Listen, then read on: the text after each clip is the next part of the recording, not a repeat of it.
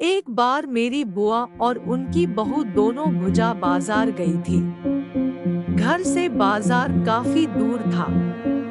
सामान खरीदते खरीदते समय कब निकल गया पता ही ना चला और घर आते आते रात हो गई थी।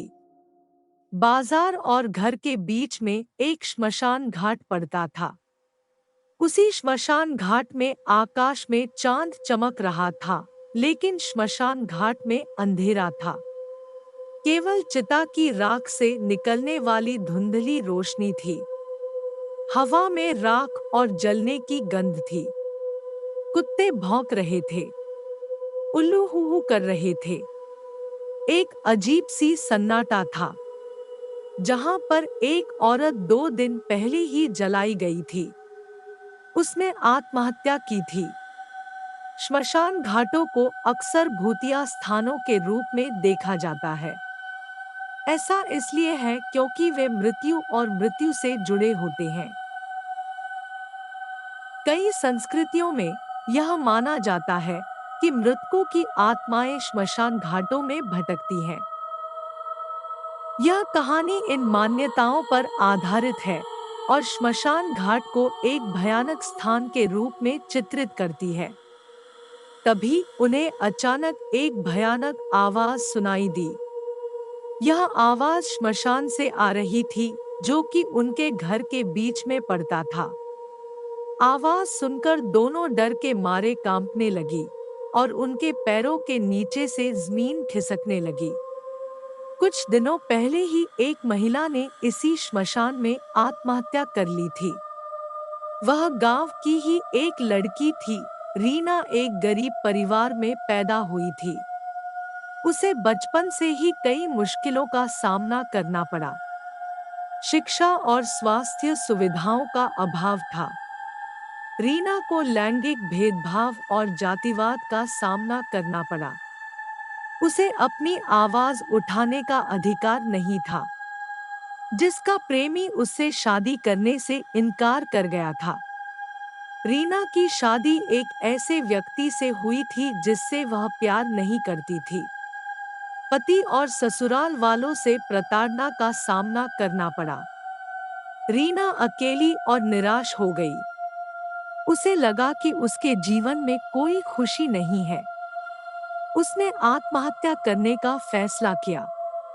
रीना ने महसूस किया कि वह अपनी समस्याओं का समाधान नहीं कर सकती। उसे लगा कि आत्महत्या ही एकमात्र रास्ता है। परिवार के दबाव और समाज के तानों से तंग आकर उसने आत्महत्या कर ली। रीना श्मशान घाट में आई और जहर पीकर आत्महत्या कर ली। रीना की आत्मा बेचैन थी।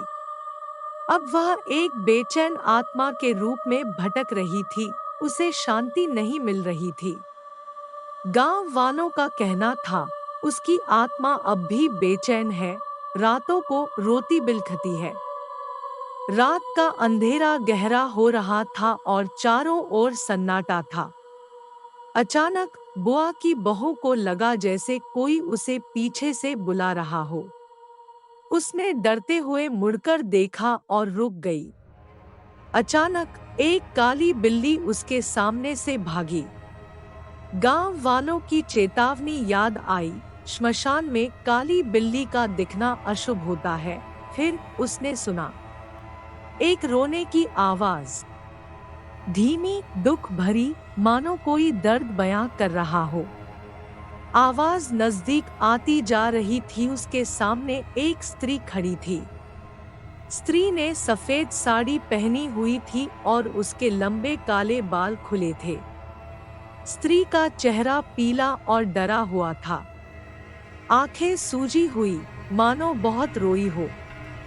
वो सीधे बहू की तरफ देख रही थी। स्त्री उसके सामने आई। उसके ठंडे हाथ ने रानी का कंधा छुआ। बहू रानी की खून की रफ्तार तेज हो गई। ऐसा लगा जैसे उसका शरीर जम गया हो। बहू रानी स्तब्ध रह गई। स्त्री ने बुआ की बहू को पकड़ लिया और जोर जोर से रोने लगी, मुझे बचा लो, मुझे बचा लो, मुझे अपने साथ घर ले चलो, स्त्री विनती कर रही थी। बुआ की बहू डर के मारे कांप रही थी। वह स्त्री को देखकर घबरा गई थी। उसे नहीं पता था कि क्या करना है। कौन हो तुम? कहाँ से आई हो? बुआ की बहू ने डरते हुए पूछा। मैं यहाँ फंस गई हूँ, मुझे यहाँ से निकलना है, मुझे अपने साथ घर ले चलो, स्त्री ने कहा। बुआ की बहू ने बोला कि मैं घर पर जा ही रही हूँ, आप भी मेरे साथ चलो। और वह पीछे पीछे थोड़ी दूर आने के बाद फिर से रोने लगी। मैंने पूछा अब क्या हुआ? उसने बोला मैं तो आपके साथ वहां से चली आई और मेरा बेटा सो रहा था, वह वहीं पर छूट गया। तुम मेरे साथ चलो तो मैं उसे भी लेकर आऊं। मैंने बोला तुम रो रही हो तो मैं तुम्हारे साथ चलती हूँ, चलो बेटे को ले आओ। मेरी बुआ थोड़ा आगे निकल आई। उसने पीछे मुड़कर देखा तो बुआ काफी दूर थी और बात करते करते पीछे जा रही थी। तभी मेरी बुआ गायत्री मंत्र पढ़ते हुए जोर जोर से आवाज देने लगी, बहू रुक जाओ, आगे खतरा है। उत्तेजित होकर बहू बोली कि मैं अपनी सहेली के साथ उसके बेटे को लेने जा रही हूँ। तब तो बुआ के होश उड़ गए और वो बोली कि महामृत्युंजय का जाप करती हुई, बहू मेरे साथ घर चलो। बहू ने बोला आज मैं बहुत खुश हूँ क्योंकि मेरे साथ मेरी सहेली और उसका बच्चा भी है। बुआ ने देखा तो उसे कुछ ना दिखा।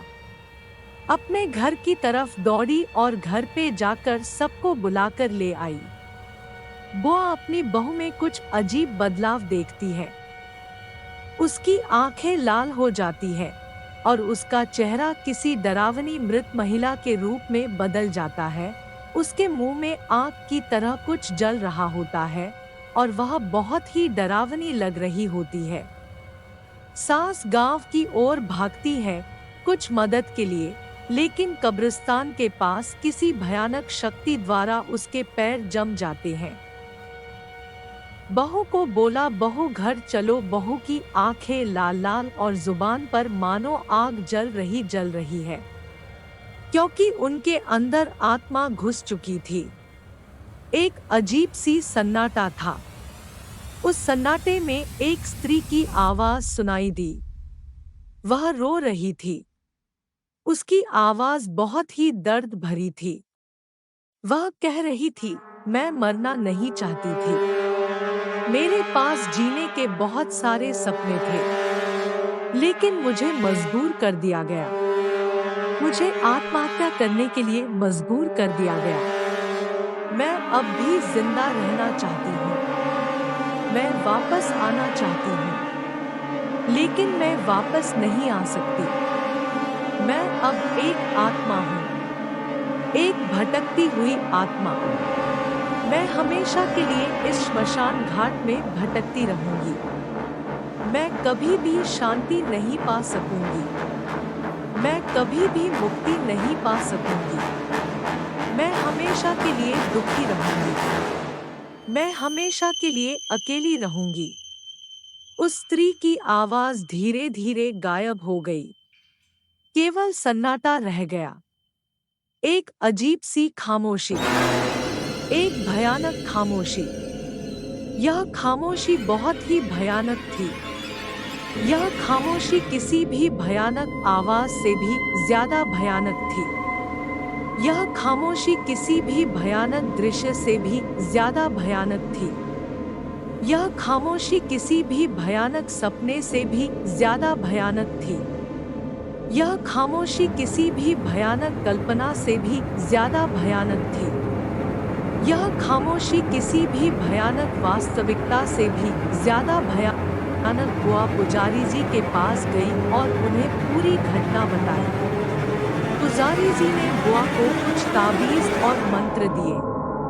उन्होंने आत्मा को श्मशान घाट लड्डू पेड़ा चढ़ाने और बहू को नींबू काटने के लिए भी कहा।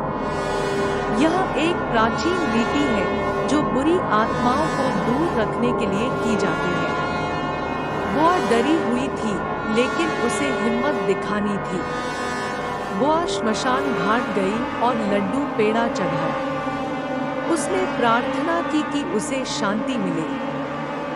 दोस्तों, इसी तरह की और डरावनी कहानियाँ देखने के लिए कृपया मिडनाइट टेल्स यूट्यूब चैनल को सब्सक्राइब करें, ज़्यादा से ज़्यादा लाइक करें, शेयर करें और नोटिफिकेशन के लिए बेल आइकन को दबाना ना भूलें। आपका सपोर्ट ही मेरा इंस्पिरेशन है।